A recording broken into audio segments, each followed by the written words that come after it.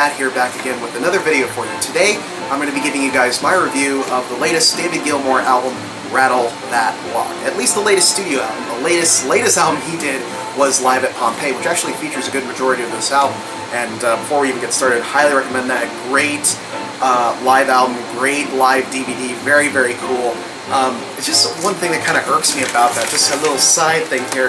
When I watch the footage, there's all these people with their phones, and I'm just like, you're seeing David Gilmour live. Why would you have your phone out? Like, just enjoy the music. So that's my thing. I don't like phones at concerts. I think it's silly, but you know, whatever. So let's go ahead and get into it here and talk about what I liked, what I didn't, and what I thought overall. So first thing I like is the packaging. Just from the get-go, the packaging is absolutely fantastic.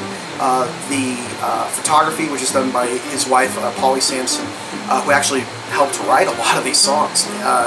She did fantastic photos that are included in a booklet with this album, and very, very cool. And there is a heavy theme, at least with Rattle That Block, of the novel Paradise Lost. So if you're familiar with that piece of work, you can see that in the lyrics and in the cover image and the music video for Rattle That Block as well. Another thing I really liked about this album, even though it's not necessarily something you get with this album, is the music videos that they produce for them. A lot of them are animated, and they look so cool. I'm actually going to put a link to the girl in the yellow dress in the description below, because it's an amazing piece of animation.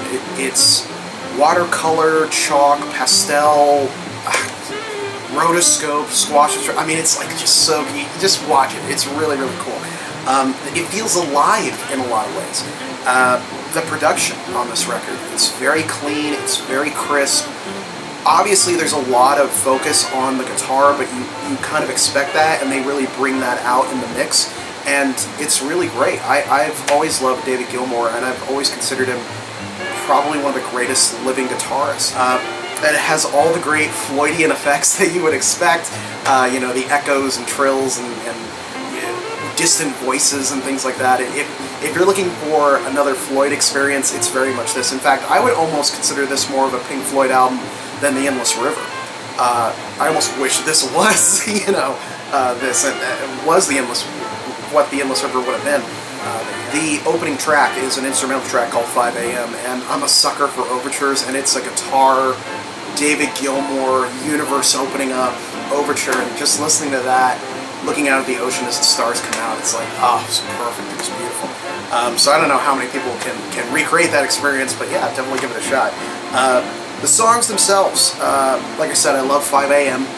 Rattle That Block, the title track, it's like a mantra in a way. It's a song about shaking off the worries and the cares of this world and just, you know, going out and doing what you want to do. You know, rattle that block. I love that. I love that phrase. That's so cool. It's a good, solid rock song, and it has a really good foundation to it. You know, and there's a reason they named the album after it. There's a reason that it's there. It's just a solid track to really ground the whole album with it. The solos in it are great, and I really recommend, if you want to hear the extended solos and like a more grand version of it, check out the Pompeii concert. It's really good.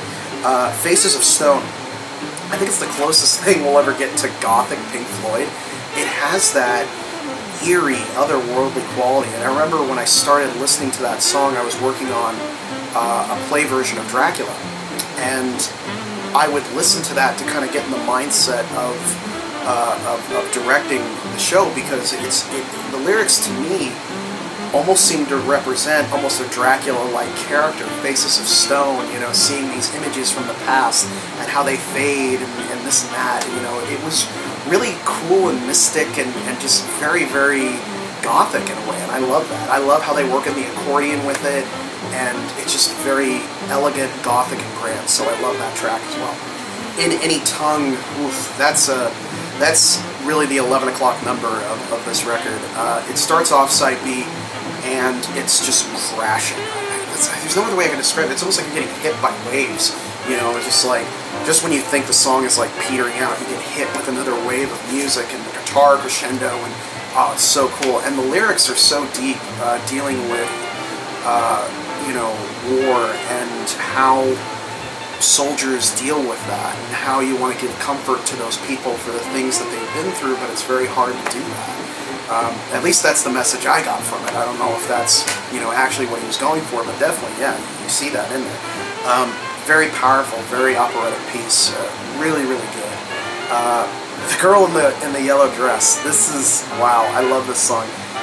It's Gilmour doing jazz, and I've seen a lot of people say this, that they want him to now do a jazz record.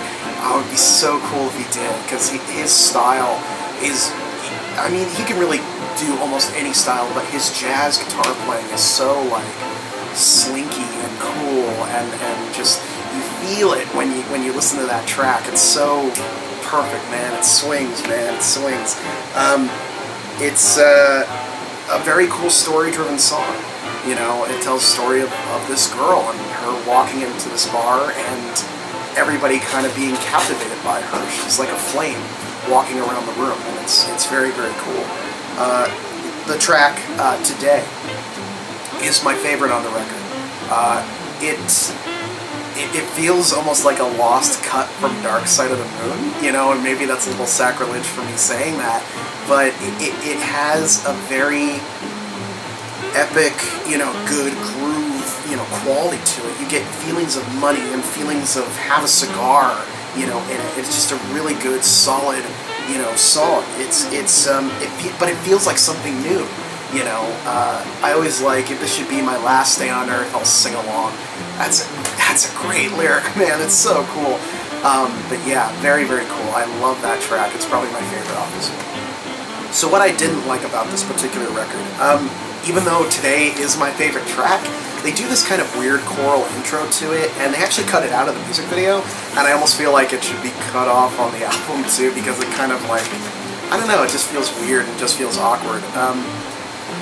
Some of the intros don't work, they're a little too long, and I think that's something some Floyd fans would agree with, that sometimes it's just like, okay, let's just get to the lyrics, The instrumentals outside of 5 AM I'm not really a fan of. A lot of the other tracks, the ones I didn't mention, they're kind of forgettable in a way. They're still good when you're listening to the record. They flow nicely between each song, but they're just kind of forgettable. They don't really stick with me. Okay, so overall, love the guitar work. It's brilliant. It's really good. The lyrics, fantastic, incredibly poetic and beautiful and meaningful, and just mwah, very, very good. Shows what he can do as a guitar player and as a musician.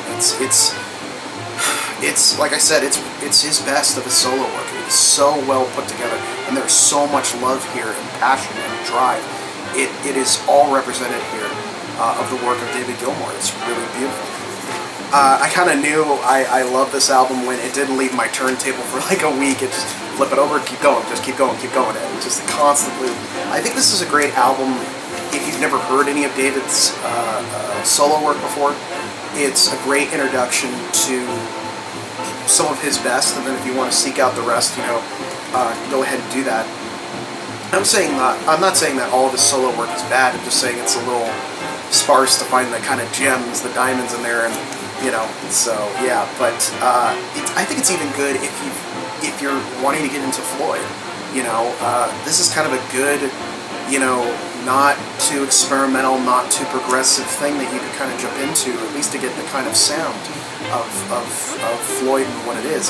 But like I said, I almost feel like this should have been the next Floyd record. I feel like I love The Endless River. I think it's great, but this just has that quality of grandeur and epicness that I just love. And I wish he would tour the United States more. I would love to see David Gilmour live. I think it would just be so incredible.